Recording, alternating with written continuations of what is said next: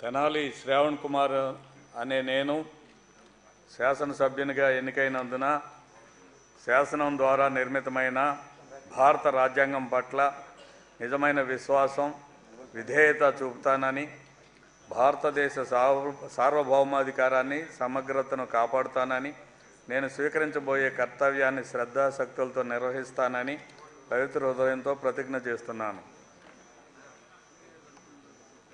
ఆంధ్రప్రదేశ్ శాసనసభ సభ్యుడినైన తెనాలి శ్రావణ్ కుమార్ అనే నేను సభ నియమాలకు కట్టుబడి ఉంటానని, వాటిని అనుసరిస్తానని, సభ మర్యాదలను పాటిస్తానని, సాంప్రదాయాలను గౌరవిస్తానని పవిత్ర హృదయంతో ప్రతిజ్ఞ చేస్తున్నాను.